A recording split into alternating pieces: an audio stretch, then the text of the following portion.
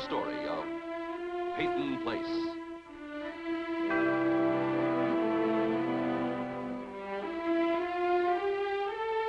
Starring Dorothy Malone as Constance Mackenzie, Warner Anderson as Matthew Swain, Ed Nelson as Michael Rossi, Mia Farrow as Allison Mackenzie, Ryan O'Neill as Rodney Harrington, and Barbara Parkins as Betty Anderson.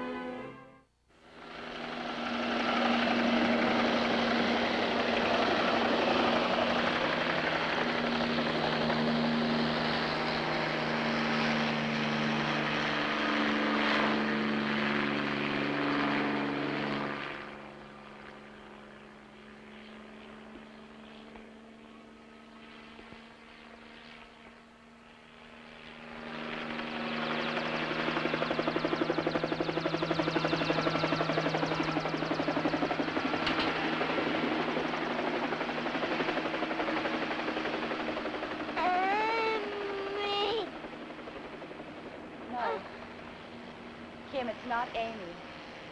Amy is not coming here. I'm sorry.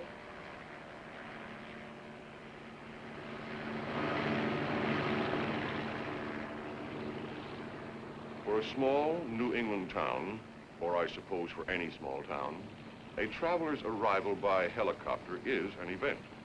For many of the residents of Peyton Place, it is an event that will change their lives.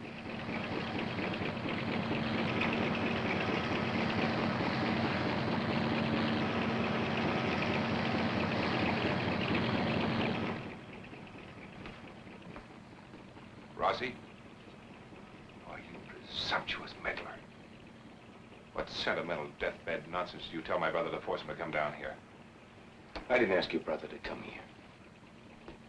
It's a coincidence he's here in Peyton Place?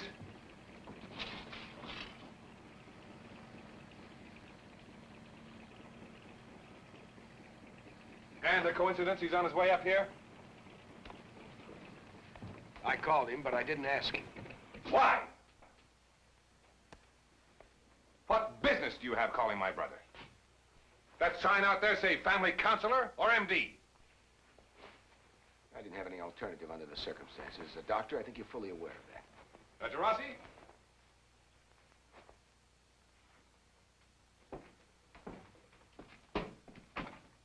In here, Mr. Martin. Dr. Rossi? Yes. I'm Kenneth Markham. How do you do? You should have the city fathers put a heliport in this town. Hello, Kenneth. Vincent. How are you? Well, if you'll excuse me. Just a minute, Doctor. Did Dr. Rossi ask you to come here? No, he didn't, Vincent. I came because you were ill. Actually, I normally go to Pittsburgh today, but you are a little worried. I think, Doctor, you can ease my brother's anxieties about his health if you explain to him that my illness is not hereditary. That's not the reason I came here at all, Vincent. Well, actually, the disease has no hereditary tendencies, nor does the fact that you're twins mean you have exactly the same susceptibilities. However, because you are twins, there's always a possibility as long as you have your annual checkup. Kenneth has a complete medical checkup every 6 months.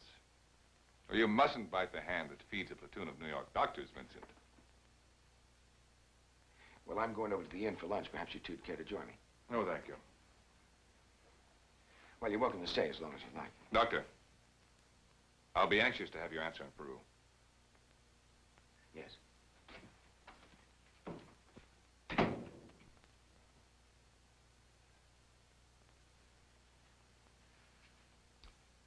You look tired, Vincent. You look healthy. That's enough for both of us. Oh, don't let me forget now. I must get a picture of the two of us for the kids, I promised. I keep on telling them that we're related, but they've reached the point where they want some proof. I guess they were too young when they met you to remember. They're beginning to think I lead a double life. Well, how are the children and Elizabeth? Oh, they're just fine. Elizabeth keeps on talking about you. Whenever we discuss the possibility of going on a vacation, she always plugs away for South America. And of course, I overrule that because I don't want to confuse her. She might begin to think that the other Markham has the right answers.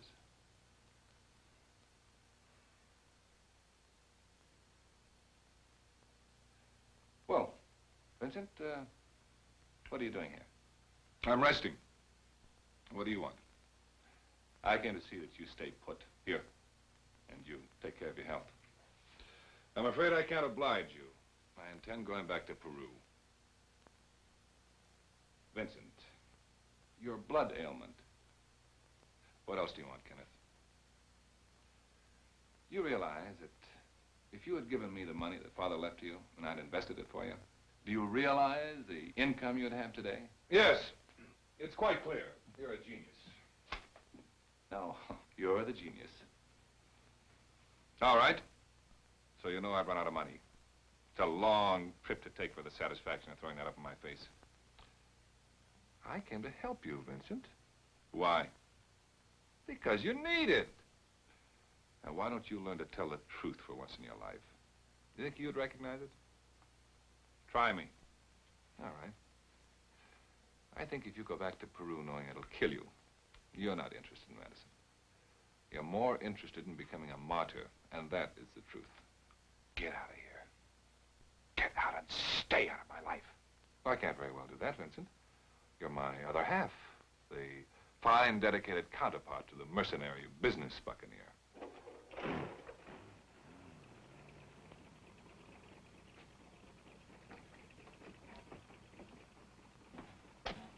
When does that thing pick you up? When I tell it to, and immediately. I think I'll have to stay here until what? Until I put our two halves back together. You presumptuous fool.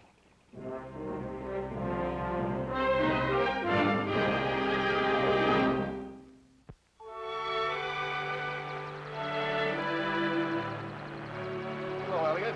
Ralph? Morning, Mr. Swain. You know who just arrived in that helicopter? Vincent Markham's brother, Kenneth Markham. That's quite a way to travel. Yeah. How's the family? Oh, they're all right. Mr. Swain, you don't happen to know anybody that could use a man for odd jobs or whatever? Ralph's been telling me about it. Not offhand, but if I do hear of anything, I'll let you know. I'd appreciate it. Anything that pays and is honest, I'm not particular. Thanks, Elliot. Come on in.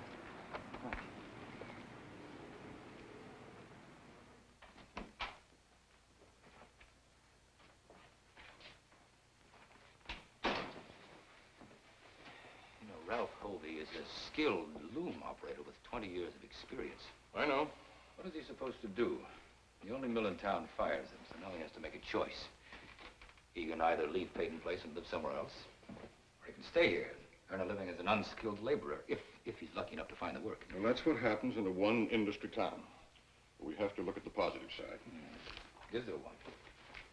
We've come a long way, thank heaven, since the days of the Depression in the 30s. Now we have unemployment insurance, workman compensation, instead of charity and bread lines. Well, that doesn't solve the basic problem. How do you tell a man of 45 or 50 that he has to start all over again? Well, what's your alternative? Keep the man on the payroll when he's not needed? It's not only Ralph. Fired 14 others in the same day. Right, that means there's 15 you don't need. But you have to add their cost to your price, so your price goes up, while the price of the other mills go down.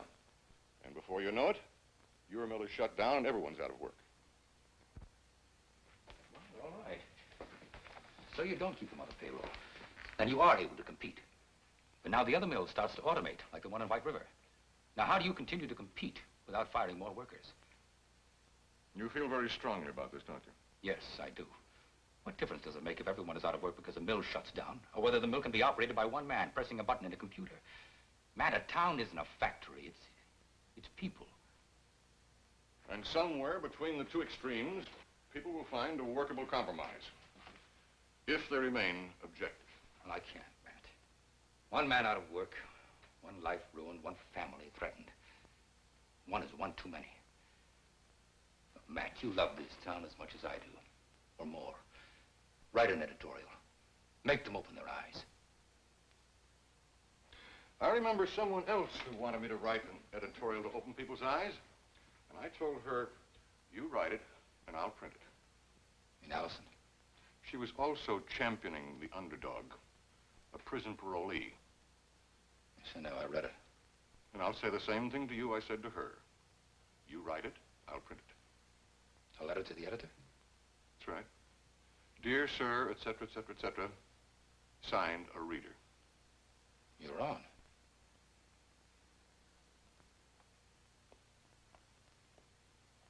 Signed an indignant reader.